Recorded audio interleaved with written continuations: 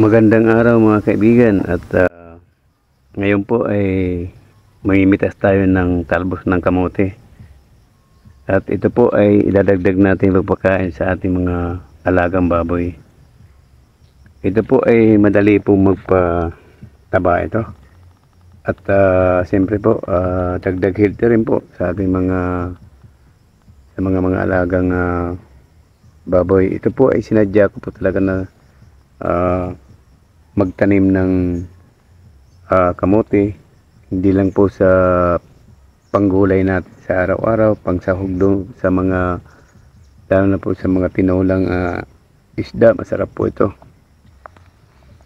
Ito po ay hindi naman po araw-araw na pinapakain ko yung aking mga alagang baboy. Ay siguro ngayon at bukas hindi, sa susunod na araw, ganun lang.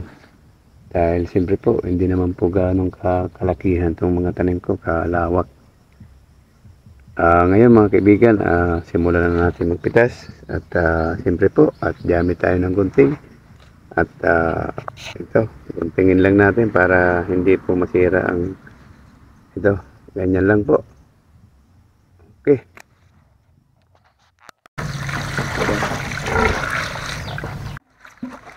Mga kaibigan, kailangan po natin hugasin na maigi ang ating talbos na kamote.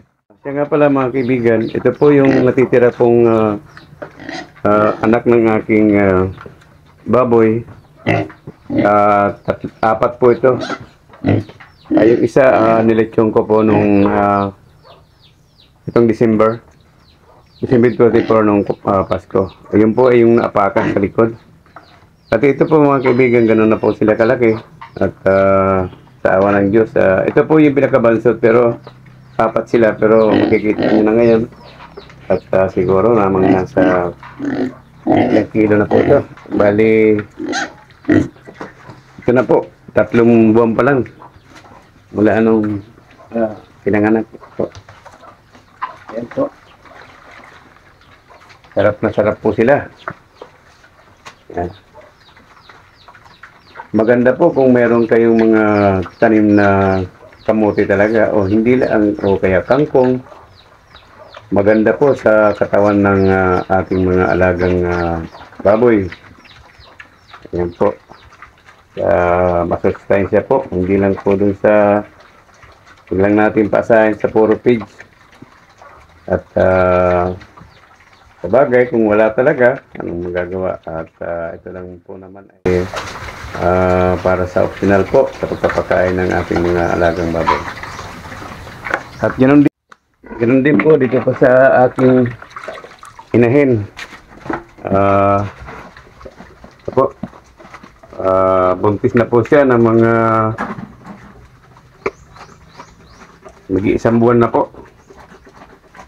O wala pa. At meron na akong video doon nung nag-iaya ko. Ayan po siya. Sana po at maraming naibigay na anak. First time na magkaroon ng first time na gawan ko noon ng AI. At ito, tinatalian ko lang dahil ako, sobrang likot po at kinakain yung tali. Nakailang balik na po ako. Ayan po siya. At sa awa ng Diyos, napakalusog.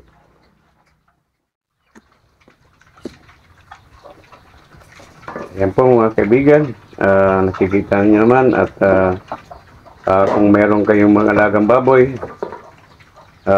gawin nyo rin yan at gumawa kayo ng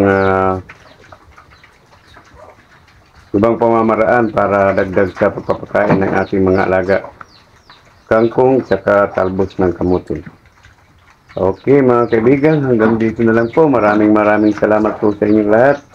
At doon po sa mga baguhan, kung po pwede lang po, paki-subscribe naman at paki-like at share para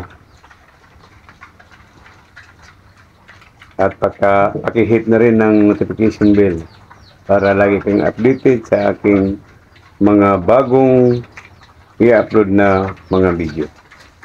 Maraming salamat po sa inyong lahat at Happy New Year mga kaibigan. Mag-iingat po tayo lagi. Maraming salamat.